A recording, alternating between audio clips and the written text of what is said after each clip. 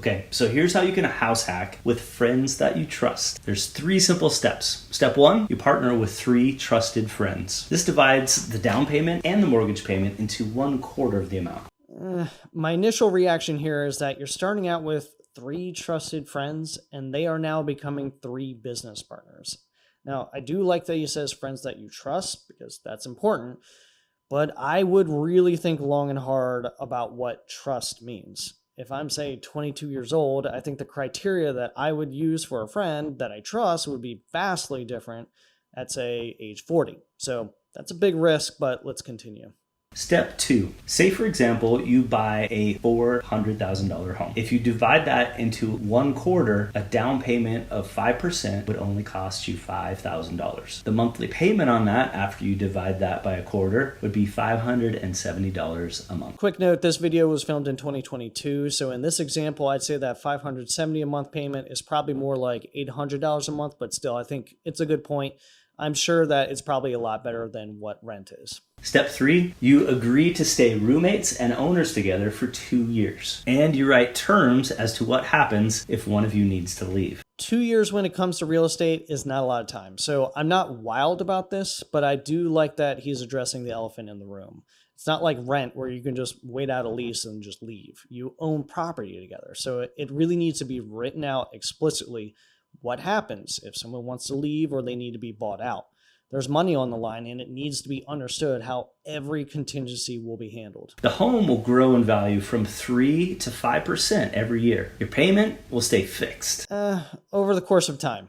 Big distinction here. Real estate is always a long-term investment. So what he's saying here is that the historical average is about 3 to 5% in growth per year, but you can never ever guarantee that. So it's a distinction, again, that I want to make, but I think it's an important one.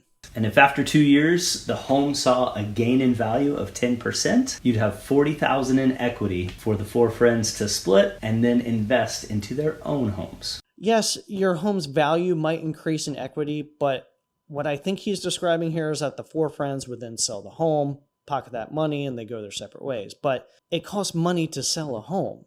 If you're hiring a realtor, you've got to pay commissions. You have to factor it in the closing costs when selling. So you're not just going to pocket that full $40,000. Now, I've nitpicked this video a little bit, but here's what I will say. I might tweak it and add some caveats, but I think it makes sense from a pure number standpoint.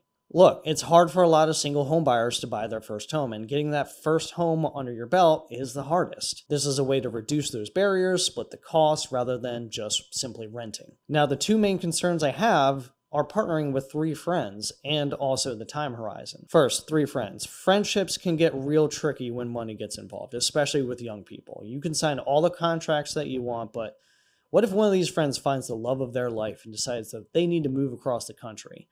Or they get their dream job and they have to move? 4 friends is a lot of life situations to manage. If you can, maybe boil this down to just 2 people, and I'd feel a little bit better about it. Second, the time horizon. 2 years, again, that's kind of troublesome for me.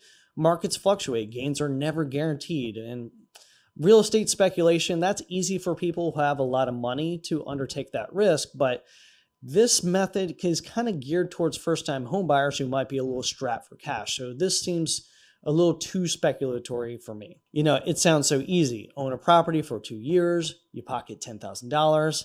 I'd be a lot more comfortable if you had friends who have a vision of, say, buying this home, living in it for at least 3 to 5 years. Give that loan balance a chance to reduce, allow market appreciation to work for a longer period of time to reduce that risk. And maybe instead of selling after 3 to 5 years, you can convert that to a long-term rental property. Because keep in mind, if you're reducing your housing costs anyway, you can use those 3 to 5 years to save aggressively for the next property rather than banking on the proceeds.